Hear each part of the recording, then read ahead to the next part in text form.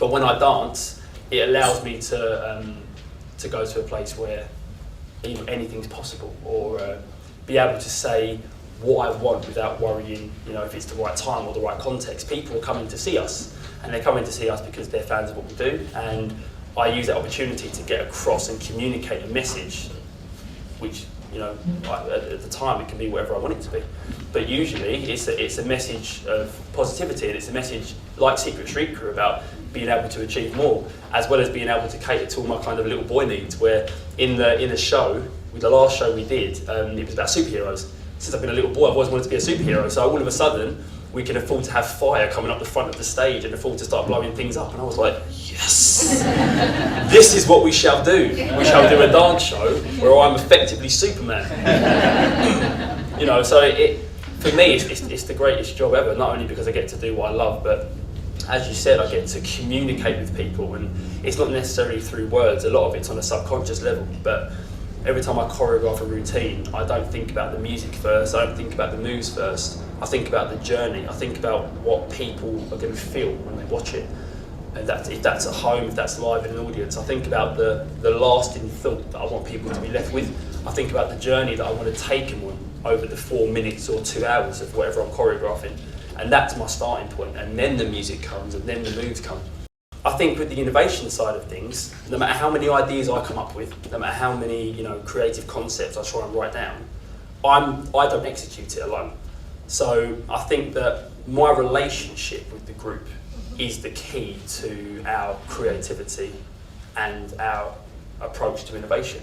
It's about me bringing an idea to the table and everybody bringing their own bit of experience to it to then make that idea bigger, make it more fleshed out and kind of bring it to fruition.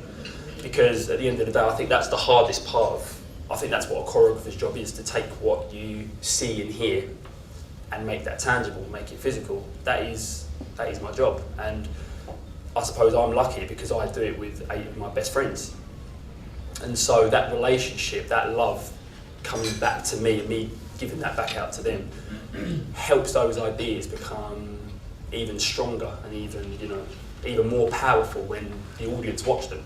I think the word is the respect, and I think that the willingness to take on board each other's opinion and to work together and to try and make our workplace as harmonious as possible. And like today, we're all here, we're all from different backgrounds, different places, and we're all sharing ideas. And I think that really is the key to success, us being open and us having a incredible respect and love for each other, and obviously building a relationship with each other, and not me having my role, Perry having his role, and the boys having their roles. I come in, dictate to them what to do, they do it, we shake hands and we leave. That would be very business, everyone gets their job done and everyone does their job well. We always just try to take it a step further and try and make it as personal as possible. And I think in a dance group, in a workplace, I think that if you take the more personal approach, and I think that if you really try and connect with somebody, I think that even if, no matter where you're working, in a shop or a big corporate building, I think you'll get the best out of that person.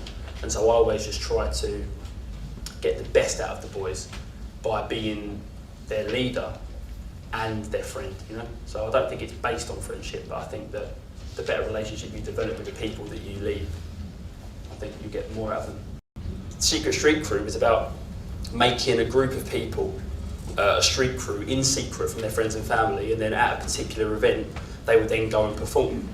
And it would be, one of the last ones that was shown was a wheelchair basketball team. So that kind of shows you the extent we went to, people who didn't have the use of their legs. The last thing anybody thought they were going to do was come out and street dance. But as far as I'm concerned, they could. No one can come up to me and tell me that I can't do anything. And I was like, you shouldn't do the same to yourself, you shouldn't limit yourself. We're all born with a limitless amount of potential, and that doesn't change. What changes is the boundaries that we put on ourselves. And I like to try, no matter how old I get, not to keep those boundaries too strong and not to try and keep adding new ones as I get older. Because at the end of the day, I'm a person. I've got opportunity, I'm healthy, I'm mobile, I can do what I want. And so if I think about it here, just got to believe that I can achieve it. And wherever that journey takes me, if I keep focused on it, then I'll get there. And that's the idea of Dream, Believe, Achieve. Just keep focused, never give up, and you'll get to your goal, basically.